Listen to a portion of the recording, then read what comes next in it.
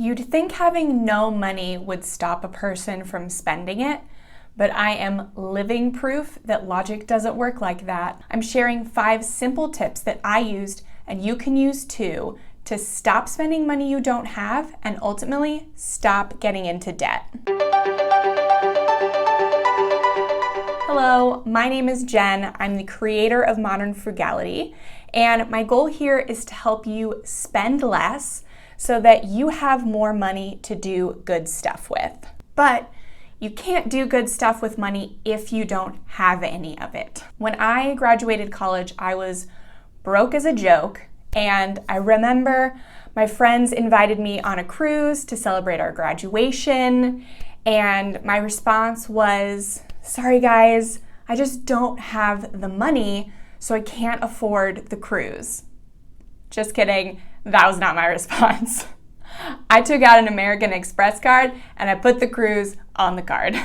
It wasn't until years later that I started getting serious about getting out of debt that I realized what I was doing to myself. It wasn't until then that I realized being out of debt was possible, and that was the real motivation behind why I stopped spending on a credit card and spending money that I actually didn't have. And that led to my husband and I paying off almost $78,000 of debt, mostly student loans, in just under 2 years. And that was making well under 6 figures between the two of us. So we didn't have a ton of money to do this with. And it really came down to 5 things. And I could list a ton of things that you could do, but these are really the biggest bang for your buck. So the first one is to create a budget. That's kind of the least sexy first thing that could be on this list, because I'm sure you've heard it on every video like this, but there's a reason you keep hearing it over and over and over, and you keep trying to avoid it and avoid it. You have to record every penny coming in, every penny you're contractually obligated to pay out, and then what you are going to do with the in-between. If you're living paycheck to paycheck, you probably don't think there's anything in between, but I am 99% positive if you are watching this on a cell phone or a laptop that you own, that there is some in between, and that maybe it's not a lot right now, but it can get bigger. If you're struggling with sticking to a budget, I have a video on how to stop buying unnecessary things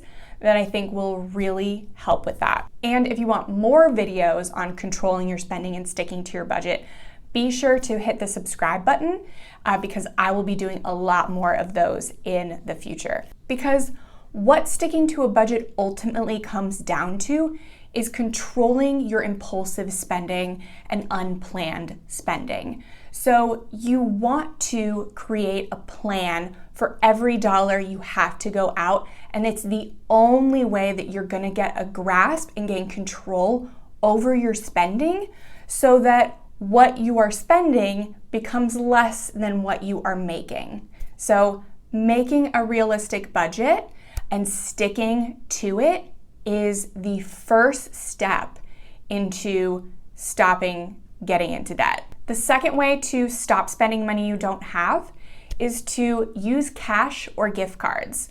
So you might be familiar with the cash envelope system of budgeting. It's less of a budgeting type and more of a way to stick to your budget. So making that budget on paper or on an app is still super important, and it's the first step. But if you're having trouble sticking to it, then using cash is a great way to put those limitations on yourself. But if you're not comfortable carrying cash, gift cards are a great alternative. So they limit what you can spend. They have the added benefit of limiting where you can spend them, because sometimes if you're using the cash envelope system, I know I'm guilty of this, I would take a 20 out of gas and pull it into groceries, and then I'm left without gas money and the budget is busted. But with a gas gift card and a grocery store gift card, I can't do that. and it keeps me from having to go into the gas station. And gift cards are typically safer and more sanitary than cash. And I know sanitation is something that's super important right now. So I really do prefer a gift card system to a cash envelope system. And another benefit is that you can buy discounted gift cards. Those exist.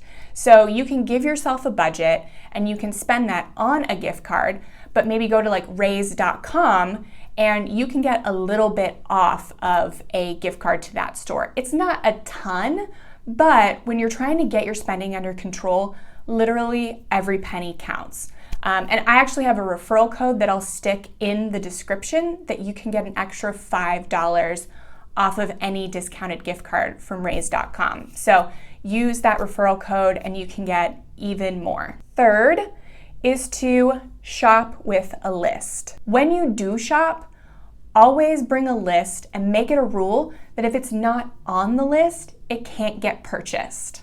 This seems like a really simple rule, but you would be surprised, or maybe you're not surprised, how hard it actually is to stick to a list. But the beauty is that you can put anything on the list. You can put anything in your budget that you want. It just has to be planned. And it doesn't even have to be planned months in advance if you don't want. You just have to wait long enough to get to the next month. So if you can't wait 3-4 weeks, 5 days for something, then you have to reevaluate, do I really need this or is this an impulse buy? The budget is not restrictive. Budgets really give you freedom to buy what you want. It just causes us to evaluate if what we want is really what we want. So a way that I like to do this with impulse spending online, it's really easy to make a grocery list and bring that into the grocery store, whatever. But it's really hard to do it on an Amazon or a clothing website, stuff like that. So I have the Chrome extension Icebox. It's a free Chrome extension and it replaces the Buy Now button on a lot of major websites with a Put It on Ice button. And for the ones that it doesn't replace the button, it does a pop-up. So it limits the impulse buys you can make. So anything that you want to buy, instead of buying now, you just put it on ice and you set the time frame for how long on ice is. So I like 30 days because that means I have at least enough time to put it on next month's budget if I really want it. But then it also makes me reevaluate, is this something I really want? Fourth is to be intentional with your time. So think about why you make a lot of the spending faux pas that you do. For me, I can say a lot of it was out of sheer boredom. I was raised going to the mall on the weekends, and shopping was like a hobby for me. So a lot of the times when I had nothing to do on my schedule, immediately I would go to Target, go to the mall, browse on Amazon. Like it was a time filler for me. So I had to start being intentional then with how I filled my time.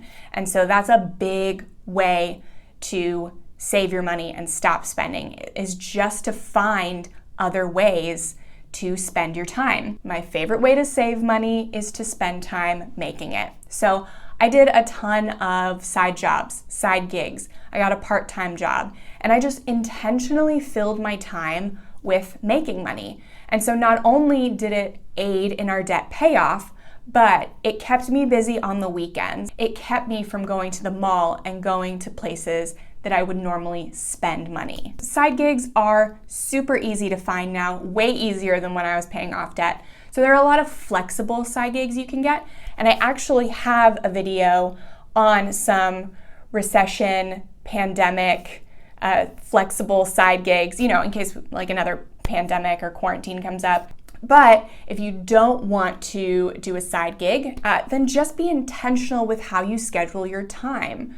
Look at things, look for events, look at ways to fill your time, and then also have a list of free activities and free things you like to do. So at the last minute when you're like, oh, maybe I'll go to Target or the mall, you say no and you go to that list and you do something on the list. So it's just about being intentional. Fifth and final is to start saving. In order to stop getting into debt, you have to have a pool of money to pull from if you go over your regular income. And that's called an emergency fund. So once your spending becomes lower than your income and you start to see more of this space come in, then transfer money to a high yield savings account. So you want your emergency fund completely separate from your checking, even completely separate from the savings account that's connected to it. We'll talk about that in a second. But you want your emergency fund to be difficult but not impossible to access. You want it to have a card. You want to be able to transfer money easily within 3 days to your checking account, but you don't want to be able to make an impulse purchase from it or just immediately transfer it over after you make an impulse purchase. And you're not going to be spending it that much. So you want it to be in a high yield account so that it can start earning interest. Right now, the average interest for high yield savings account is just over 1%.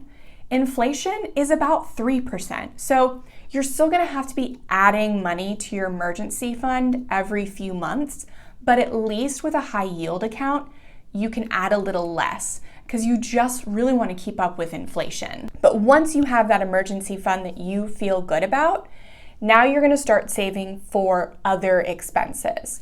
So we call these sinking funds, and you can either put them in with your emergency fund or you can put them in your savings account that's connected to your checking. But these are things that you're pretty much going to save up for a few months and then spend. So these go up and down a lot, where the emergency fund is pretty much just there. Like, you should not be touching it very often, because think about how often emergencies happen in your life. Maybe once a year, twice a year if there's a global pandemic. Like, think hard about it. Sinking funds are for things when you're saving up for a vacation, or when you have auto insurance discounts for paying biannually. Save up to make that twice a year payment for your auto insurance so that you can get that discount. So these are the types of things that you make sinking funds for.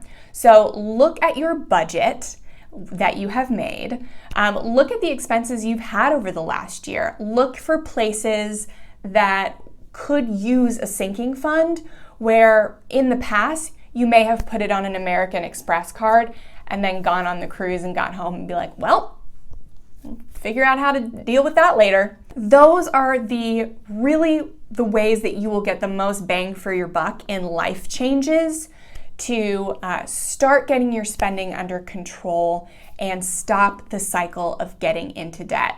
Again, if you want more of this, hit that subscribe button and check out these videos over here, because I think you'll also find them really valuable to help you get your food spending under control, get your budget under control, and just live a fuller life without all of the clutter of spending that you're used to.